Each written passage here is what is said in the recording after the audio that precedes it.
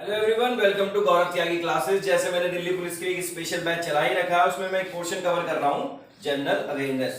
जो general awareness वाला portion है मेरा, उसमें मेरा आज का टॉपिक बहुत इंपॉर्टेंट है। वो है 1857 रिवॉल्ट, 1857 की क्रांति। आप इसे कह सकते हो ये एक विद्रोह था। क्या था ये एक विद्रोह था। जो किसने किया? ये भारतीयों ने करा या सिपाहियों ने करा? तो सिपाही मैटिनी कहते हैं। इंग्लिश में क्या कहते हैं विद्रोह को? मैटिनी। तो सिपाही मैटिनी कहते हैं या इंडियन मैटिनी कहते हैं इसको? म्यूटिनी का मतलब क्या होता है? म्यूटिनी का मतलब होता है विद्रोह, और ये विद्रोह किया था भारतीयों ने, तो इसे इंडियन म्यूटिनी या सिपाही म्यूटिनी कहते हैं। 1857 की क्रांति का अगला नाम, एक और नाम दिया जाता है इसे, फर्स्ट वॉर ऑफ इंडिपेंडेंस। आजादी के लिए करी गई भारतीयों का पहला बड़ा आंदोलन, फर्स्ट वॉर ऑफ इंडिपेंडेंस। ये डायरेक्ट मतभेद हो गए थे ब्रिटिश गवर्नमेंट ने या फिर ईस्ट इंडिया कंपनी में और भारतीयों के बीच। ये मतभेद एक दिन से नहीं बनते, ये मतभेद ब्रिटिश पॉलिसीज की वजह से बने हैं। जो पॉलिसीज ब्रिटिशर्स ने बहुत लंबे समय से इंडिया में लागू कर रखी थी, उनकी वजह से 1857 की क्रांति हो पाई या हो गई। इसका कॉज देखते हैं, पहले कारण क्या थे। अगर मैं कॉज की बात करूं तो ब्रिटिश गवर्नमेंट ने क्या कर रखा था? ब्रिटिश गवर्नमेंट ने भारतीयों के जो अपने हमारे खुद की जो कस्टम है, जो ट्रेडिशन है, जो रीति रिवाज है, उनमें छेड़छाड़ कर रखी थी। मतलब उनके साथ भी उन्होंने चेंजेस करने शुरू कर दिए थे। जैसे उन्होंने सती सिस्टम को एबॉलिश कर दिया उन्होंने एबॉलिश सती सिस्टम। सती सिस्टम हिंदू प्रथा है, गलत चीज है, मैं ये मानता हूं, बट अंग्रेजों ने जब इसको खत्म किया तो कुछ लोगों को ये बात भी अच्छी नहीं लगी। 1829 वो समय था जब सती सिस्टम को एबॉलिश किया। किसने किया? विलियम बेंटिक ने करा, जो भारत के पहले गवर्नर जनरल थे। विलियम बेंटिक ने सती सिस्टम को एबॉलिश किया। सती सिस्टम के लिए जो काम किया है वो किया है राजा राम मोहन रॉय ने। राजा राम मोहन रॉय ने एक ऑर्गेनाइजेशन बनाई और उस ऑर्गेनाइजेशन को दिया नाम ब्रह्मो समाज। और ब्रह्मो समाज काम करता था लेडी वुमेन्स के लिए, लेडी के एजुकेशन के लिए। सती सिस्टम के अगेंस्ट काम किया। उसके बाद अंग्रेजों ने अगला स्टेप उठाया, वो हिंदू रीमैरिज एक्ट लेके आ गए। वो हिंदुस्तानी रीमैरिज एक्ट, औरतों को दोबारा से शादी करने का हक दे दिया। रीमैरिज एक्ट यहां भी हिंदू ट्रेडिशन और कस्टम के खिलाफ मानी गई ये चीज। कुछ लोगों को ये बुरा लगा। ये 1856 की बात है, 1856। हम कारण जानने की कोशिश कर रहे हैं कि 1857 क्रांति के कारण क्या बने। तो दो कारण तो आपको यहां से आ गए, क्योंकि उनको हिंदुओं को ऐसा लग रहा था या हिंदुस्तानियों को ये लग रहा था उस पीरियड ऑफ टाइम में कि ये लोग, मतलब ब्रिटिशर्स, ईस्ट इंडिया कंपनी, हमारे धर्म के साथ भी छेड़छाड़ कर रही है। ऐसा लग रहा था किसको? हिंदुओं को। अगर मैं अगली बात करूं तो अगला जो कारण बना है वो कारण बना है डॉक्ट्राइन ऑफ लैप्स। क्या बना है? Doctrine of lapse. ये भी इंपॉर्टेंट है। डॉक्ट्राइन ऑफ लैप्स एक कानून था।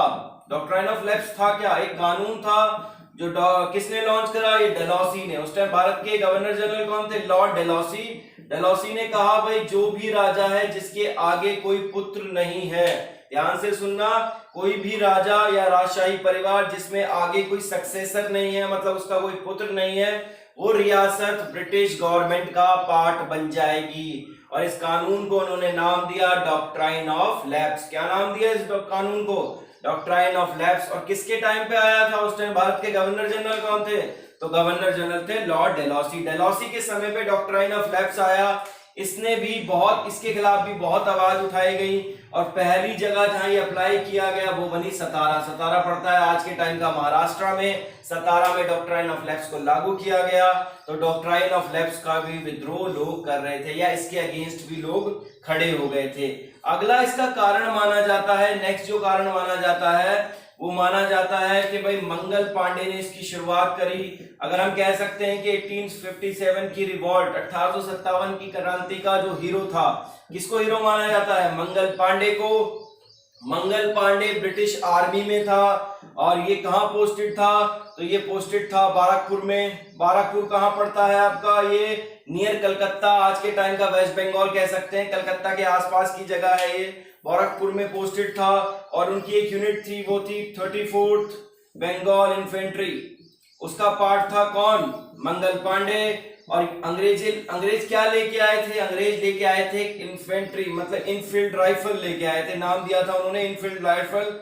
ये राइफल में कुछ खास नहीं था, बट इसकी जो गोलियां थी, इसकी जो कारतूस थी, इसकी जो कार्ट्रिजेस थी, वो बेसिकली चर्बी से बनी थी। सुअर और गाय की चर्बी का मिक्स लगाया गया था, और वो कार्ट्रिज आपको मुंह से खोलनी पड़ती थी। शुरुआत उसकी मुंह से खोलने से होती थी, फिर उसमें मसाला को मिलाया जाता था, उसके बाद उसे फायर किया जाता था।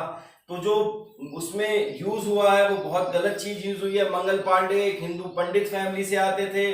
गाय उनके लिए पवित्र थी, और मुसलमानों के लिए सूअर क्या है? नापाक है। तो दोनों बातों को हिट करा, मतलब हिंदू भावनाओं को हिट करा। ये भी एक कारण बना किसका? 1857 की रिवॉल्ट का। तो मंगल पांडे ने वो कार्ट्रिज, मतलब वो बंदूक चलाने से, इनफील्ड राइफल चलाने से मना कर दिया, और यहां से भी एक कारण बना किसका? 1857 रिवॉल्ट का। तो हम कह सकते हैं कि एक कारण नहीं था 1857 की क्रांति के, बहुत सारे कारण थे। आगे बात करते हैं पर्टिकुलर डेट की।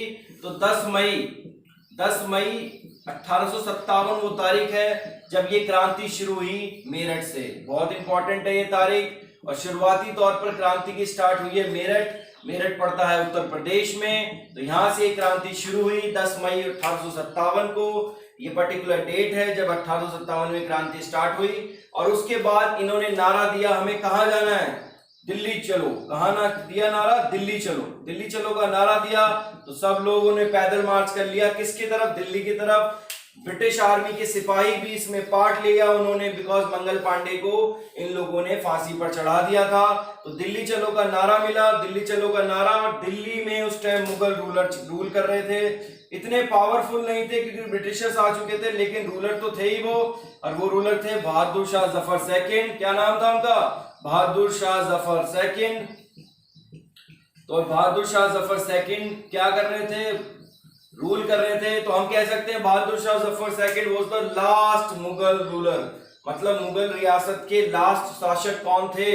तो वो लास्ट शासक थे बहादुर शाह जफर सेकंड। तो ये दिल्ली में थे। तो इन्हें क्या बना दिया गया? इन्हें घोषित कर दिया गया एम्परर ऑफ हिंदुस्तान, भारत का राजा कह सकते हैं, एम्परर ऑफ हिंदुस्तान। भारत का मतलब अगली सत्ता अगर कोई संभालेगा अंग्रेजों को जाने के बाद, तो वो कौन संभालेगा? वो संभालेंगे बहादुर शाह जफर सेकंड। ये कहां से रिप्रेजेंट कर रहे थे? ये आएगा क्वेश्चन, ही कहां रिप्रेजेंट कर रहे थे? तो भैया ये रिप्रेजेंट कर रहे थे दिल्ली से। ये कहां से थे? दिल्ली से। 1857 की क्रांति टुकड़ों में हुई है। किसमें हुई है? टुकड़ों में हुई है, एक साथ नहीं हो पाई, टुकड़ों में हुई। जहां तक कोची लोगों ने इस चीज के लिए क्रांति करी। तो बहादुर शाह जफर सेकंड कहां पर थे? दिल्ली में थे। अगर मैं इसके अलावा बात करूं तो इंपॉर्टेंट की बात कर लेते हैं, जो इंपॉर्टेंट पर्सनैलिटी है, जैसे रानी ऑफ झांसी, लक्ष्मीबाई। रानी ऑफ झांसी, लक्ष्मीबाई कहां से रिप्रेजेंट कर रही थी? वो झांसी से रिप्रेजेंट कर रही थी। मतलब इस क्रांति में उन्होंने हिस्सा लिया था झांसी में, क्योंकि अंग्रेज उनपे क्या लगा रहे थे? अंग्रेज लगा रहे थे उनपे डॉक्ट्राइन ऑफ लैप्स, और उनकी सत्ता को क्या कर रहे थे? उनसे छीन रहे थे। अगर मैं लखनऊ की बात करूं, अगर मैं किसकी बात करूं? लखनऊ की। लखनऊ सिटी से कौन रिप्रेजेंट कर रही थी? तो बेगम हजरत महल। ये डायरेक्ट क्वेश्चन आएगा आपके एग्जाम में कि लखनऊ से कौन था जो 1857 की क्रांति में हिस्सा ले रहा था? तो बेगम हजरत महल ले रही थी हिस्सा। कहां से? लखनऊ से हिस्सा ले रही थी। अगर मैं कानपुर की बात करूं, कानपुर से हिस्सा ले रहे थे नाना साहब और तात्या टोपे। कानपुर से कौन हिस्सा ले रहा था? नाना साहेब एंड तात्या टोपे। तात्या टोपे और नाना साहेब कहां से हिस्सा ले रहे थे? वो ले रहे थे आपके कानपुर से। ये भी इंपॉर्टेंट है, ये भी क्वेश्चन एग्जाम में आ सकता है। अगर मैं बिहार की बात करूं, किसकी बात करूं? बिहार की बात करूं तो बिहार से जो रूलिंग अथॉरिटी से आ रहे थे, या जो 1857 की क्रांति में रिप्रेजेंट कर रहे थे, वो थे कुंवर सिंह। ये भी आपको ध्यान रखना है कि 1857 की क्रांति में बिहार से कौन रिप्रेजेंट कर रहे थे? तो वो थे आपके कुंवर सिंह। इसके अलावा मैं बात करूं बरेली से, बरेली से जो रिप्रेजेंट कर रहे थे, बरेली से थे खान बहादुर खान। खान बहादुर खान ये कहां से रिप्रेजेंट कर रहे थे? ये बरेली से रिप्रेजेंट कर रहे थे। ये कुछ इंपॉर्टेंट पर्सनैलिटीज हैं जिन्होंने 1857 की क्रांति में हिस्सा लिया और डिफरेंट पार्ट से अपने आप का रिप्रेजेंटेशन दिया। इससे होता क्या है? इससे मतलब ये लोग सभी ही अंग्रेजों की सत्ता को भारत से हटाना चाह रहे थे। ये लोग इस सत्ता से परेशान थे। तो इन्होंने अपने अपने तौर पर जो मेहनत करी है अलग अलग पार्ट में, वो अलग अलग मेहनत है, और इन लोगों की मेहनत की वजह से ही 1857 की क्रांति में जो थोड़ी बहुत सक्सेस मिली है वो इन लोगों की मेहनत की वजह से मिली। अब कारण जानने की कोशिश करते हैं कि 1857 की क्रांति इतनी ज्यादा सक्सेसफुल क्यों नहीं हुई, मतलब इतनी सक्सेस क्यों नहीं मिल पाई। तो भाई सीधी सीधी बात है, उस टाइम तो कम्युनिकेशन का मीडियम नहीं था, आपस में वार्तालाप करके किसी तरह से कम्युनिकेशन नहीं बैठाया गया जिससे ये लंबी छिड़ पाती या फिर कह सकते हैं एक साथ हो पाती। हुई जरूर है लेकिन अलग अलग समय पे हुई है, इस वजह से इतनी ज्यादा सक्सेसफुल नहीं रही। वरना अंग्रेजों को हिला दिया था, अंग्रेजों को हिला दिया था उस टाइम जब ये हुई 1857 की क्रांति हुई। ये भी क्वेश्चन आ जाता उस टाइम भारत के गवर्नर जनरल कौन थे, वो थे लॉर्ड कैनिंग। 1857 की क्रांति के समय भारत के गवर्नर जनरल कौन थे, लॉर्ड कैनिंग। गवर्नर जनरल होता है सबसे इंपॉर्टेंट पोजीशन ब्रिटिश गवर्नमेंट का रिप्रेजेंटेटिव इंडिया में। तो लॉर्ड कैनिंग से उसका पद भी छीन लिया गया, तो उन्हें गवर्नर जनरल से चेंज कर दिया गया, किसमें, उन्हें बना दिया गया वॉइस रॉय ऑफ इंडिया। उन्हें गवर्नर जनरल ऑफ इंडिया से उनका पद छीनकर क्या बना दिया गया, उन्हें बना दिया गया वॉइस रॉय। मतलब उनसे उनकी ताकत छीन ली गई, उनकी ताकत कम कर दी गई, पद का नाम भी चेंज कर दिया, गवर्नर जनरल से क्या बना दिया, वॉइस रॉय ऑफ इंडिया। तो इसके होने के बाद लॉर्ड कैनिंग के ऊपर एक बंदा बना दिया गया सेक्रेटरी ऑफ द स्टेट। मतलब ये कह सकते हैं last governor general of India भी कौन थे, लॉर्ड कैनिंग थे, और फर्स्ट वॉइस रॉय भी कौन थे, फर्स्ट वॉइस रॉय भी लॉर्ड कैनिंग थे। मैं जैसे आपको बता रहा था लॉर्ड कैनिंग से पावर छीन ली गई, इनके ऊपर एक बंदा बैठा दिया गया, उसको नाम दिया गया सेक्रेटरी ऑफ द स्टेट। तो वो लॉर्ड कैनिंग से ऊपर का पद बना दिया गया। और ये हुआ क्यों, ये हुआ 1857 की क्रांति के कारण। ब्रिटिश क्राउन ने, मतलब ब्रिटिश रूलर्स ने, या फिर ये कह सकते हैं कि ब्रिटिश एम्पायर ने ये माना कि ये लॉर्ड कैनिंग की गलती की वजह से हुआ है।